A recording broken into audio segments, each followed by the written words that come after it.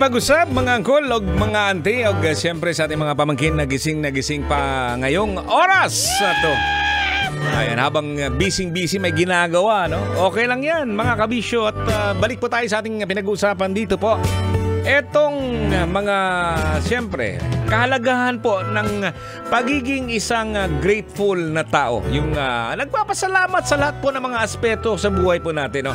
Ang pagiging mapagpapasalamat ay may malaking kahalagahan yan sa iba't ibang aspeto ng buhay po natin mga kabisyo. At eto na yung nakikita natin, no? Ang pagpapahayag po ng pagpapasalamat sa iba ay nagpapatibay ng ugnayan at pagtitiwala sa pagitan ng mga tao. At to be specific po ang ating pinag-usapan dito ay yung pagpapakita po ng utang na loob siguro. Pagtanaw ng utang na loob o kaya naman yung pagpapahalaga po sa ating mga magulang. Oo, siguro hindi kayong showy na anak, no? May mga anak na hindi showy, no? Kagaya ng iyong uncle. Oo, ibig kong sabihin, hindi naman na sinasabi na I love you, mama pa. Yeah, pero sinusunod mo naman yung kanilang mga gustong mangyari sa buhay mo. Yeah, words, oh. Halimbawa, Toy, nung araw ha, bata pa, halimbawa, Toy, bili ka ng suka at saka toyo. Agad-agad. Hindi yung naglalakad, suka, toyo, asin. May naglalaro ng mga bata. Nakalimutan na. Kasi naglaro din eh. Mga bagay na dapat ipagpasalamat sa mga magulang natin po, mga kabisyo. Sabi ni Jonaline Sanchez, nagpapasalamat ako sa mama at papa ko dahil sa sacrifice na binigay sa akin dahil minahal nila ako ng buong buo kahit may kasalanan akong ginawa sa kanila ng malaki. Mahal na mahal ko sila. Oy, curious tuloy ako. Anong kasalanan ba yan? Sabi ni Balgo MJ. Ayan, oh. Una ko, ipagpapasalamat sa magulang ko. Siya nagbabayad ng tuition fee ko sa school kasi yung iba hindi kaya makabayad ng tuition fee. Sa panahon na mahirap ang buhay at pinanganak ako buo sa mundong ito. Awards, oh. Sabi naman ni Marvin John, buhay at pagmamahal. Buhay kasi kahit mapait, puno ng pagsubok, at least mas madami pa ring magagandang nangyayari. At least naranasan natin ito. Yung iba kasi nawala na ng pagkakataon at oras na maranasan lahat. Pagmamahal na walang hinihinging kapalit at walang hanggan.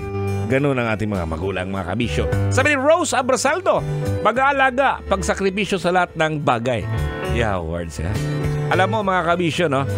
Ikaw ngayon, no? Habang nasa biyahe siguro, nag-drive ngayon. Ikaw, Col, no? Pasahero siguro ni auntie.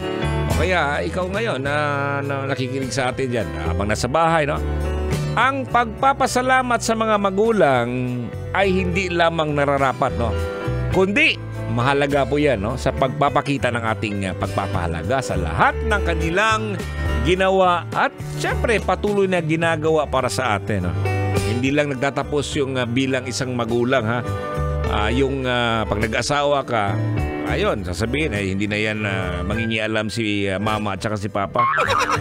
Pero sa oras ng pangangailangan, andyan na. Yun ang sinasabi po natin, no? Ito sa mga senior, no? Kasi senior naman, yung mga magulang ba na tinitingnan yung mga anak. Pag may asawa na, nagkaroon ng asawa, o kaya ikakasal na, dapat umpisahan mo na, ha? Ikaw, Col, ante, na medyo lumayo kang konti siguro, iyaan mo sila na makapag-decide sa kanilang gagawin. Yung tinatahak po nila na future, no?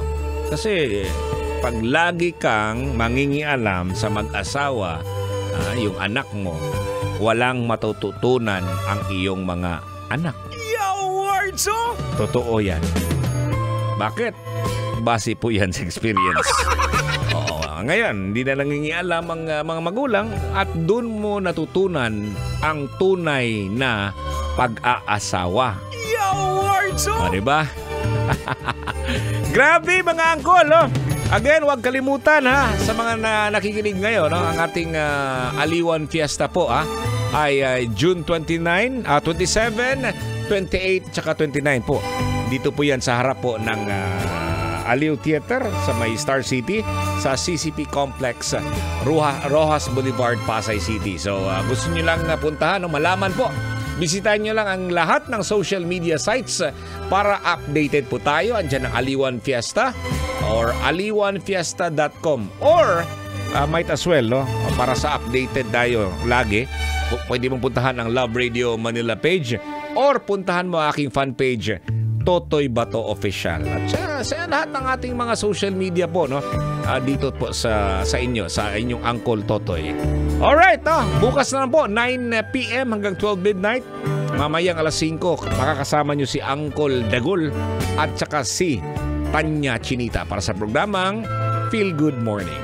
Kaya po yung magpapaalam na po ang inyong Uncle Totoy. Dito lang po yan sa ating programa, Totoy na Love. Only right here on 90.7 Love Radio. Ingat po tayo mga kabisyo.